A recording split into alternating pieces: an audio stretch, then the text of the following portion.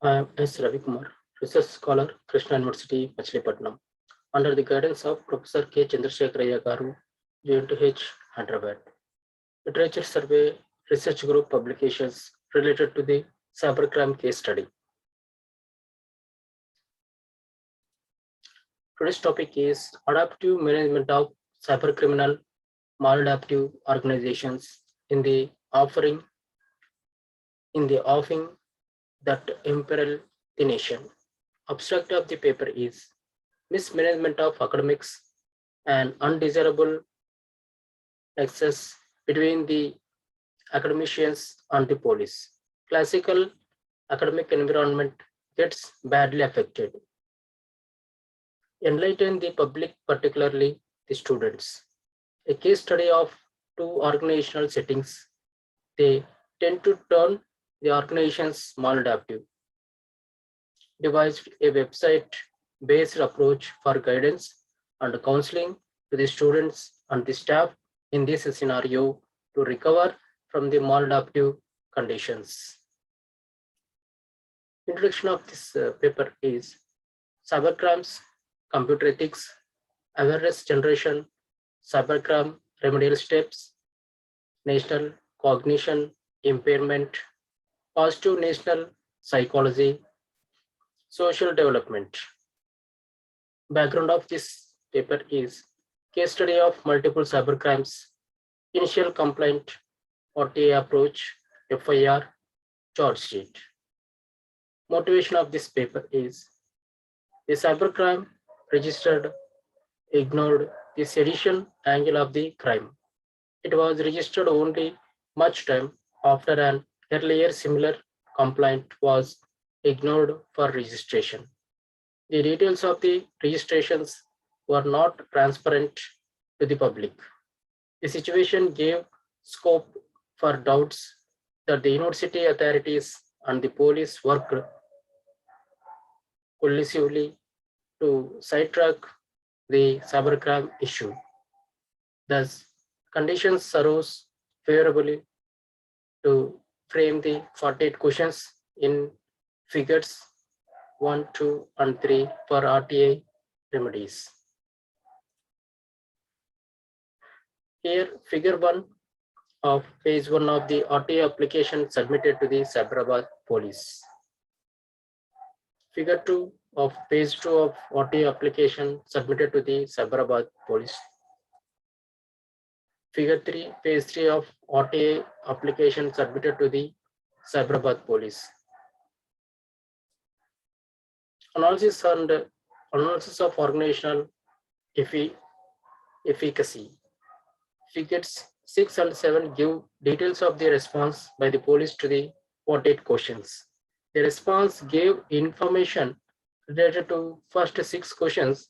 It indicates that the remaining questions were related to the JN2H. In figure 8, the police department sent document to the PIO JN2H, that is registrar JN2H, for responding with respect to the information related to the question 7 to 48. But upon approaching this authority, it was all in vain. Thus, we did not get response from either organizations, Cyberabad police, JN2H authorities. The information furnished by the police department is in figures 4 and 5. It indicated that after trial, the case ended in acquittal. How is a teacher, researcher on cyber security, cybercrime, cyber forensic to deal with a situation wherein the cybercrime dissolution approach upon investigation by the police is watered down to a case of null and void loss? The academic environment became perverted and maladaptive. The public authorities enjoyed their positions of authority and did not give any orders of provision against the culprit organization or the culprit website. In here, it is a figure 4 of phase 1 of the response to the RTA application submitted to the Cyberabad police. Figure 5, page 2 of the response to the RT application submitted to the Cyberabad police. Figure 6, response page 1 to the RT application in figure 1, 2, and 3. Figure 7, response page 2 to the RT application in figure 1, 2, and 3. Figure 8, response page to the RT application transferring to the PIOs at JNTUH. Proposal to create awareness about the cybercrime among the students, professors, citizens, and foreigners by conducting conferences, seminars, workshops, etc. Also, we use the websites for keeping the guidelines in it. Made a WhatsApp group and taking the individual opinion from the students of different backgrounds with some questions. Answer the 48 questions in this scenario, the images to the extent possible.